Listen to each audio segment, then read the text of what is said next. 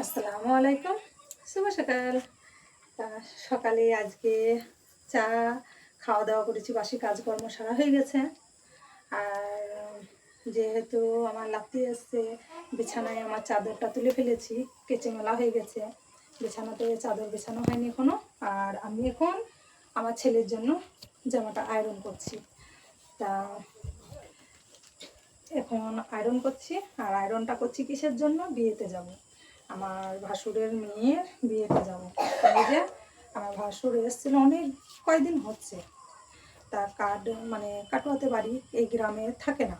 গ্রামের বাড়িঘর সব জমি জায়গা সব কিছু পড়ে আছে। কাটোয়াতে ওরা বাড়ি করে মাস্টার মানুষ, তা ওরা কাটোয়াতে বাড়িঘর করে থেকে গেছে। তাই যে কাঠটা কত সুন্দর, ফোনটা বের করলাম, কাঠটা কত সুন্দর। তা কাঠ করে গেছে। আজ কালকে হলদি মাখা হয়ে গেছে, আজকে বড়ো থাল।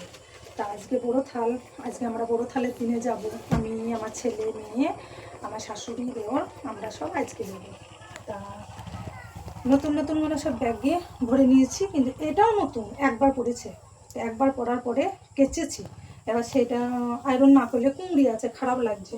তা আমার ছেলে বলেছে, মা তুমি আয়রন করে রেখে দেবা, আমি স্কুল যাচ্ছি, আমি স্কুল থেকে এসে আয়রন করতে অনেক লেট হয়ে যাবে, তা তুমি আয়রন করে রেখে দেবা, আমি সবুজ শাকটা পরে যাবো। ঠিক আছে, আয়রন করবো।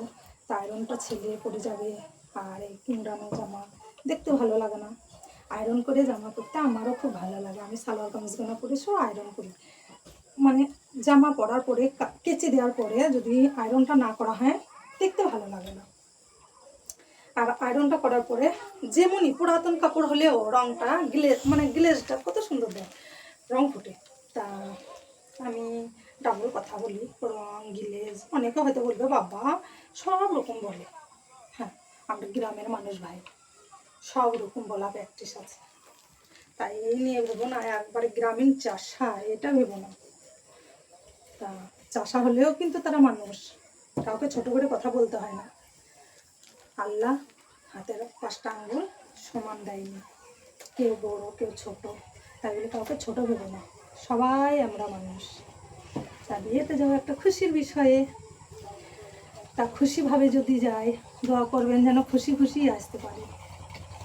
আর বিয়েতে যেহেতু শেয়ার করবোই, কতটা খুশিতে আনন্দে আছি পুরোটাই শেয়ার করার চেষ্টা করব। তা মানে অনেক দিন পর ঘরে কাউরির বিয়ে হচ্ছে, অনেক খুশি। তা এই নিয়ে আমি ভিডিও করছি, তা কেমন লাগলো একটু বলবে বন্ধুরা। আর আমি ক্যামেরাম্যান আজকে নতুন, আমার ক্যামেরাম্যান আজকে আমার মেয়ে না, আজকে আমার ক্যামেরাম্যান নতুন। তাকে আমি দেখাতে পাচ্ছি না, তার হাজব্যান্ড যদি সব কিছু, সবাই তো অ্যালাউ করে না, আমার হাজব্যান্ড অ্যালাউ করে, সবাই তো আর অ্যালাউ করে না, তাই আমি তাকে দেখাতে পাচ্ছি না। তা সে ক্যামেরা ধরে আছে। আর এই নিয়ে আমি ভিডিও করছি, কেমন হয়েছে একটু বলবে বন্ধুরা। এই পর্যন্ত, আল্লাহ হাফেজ।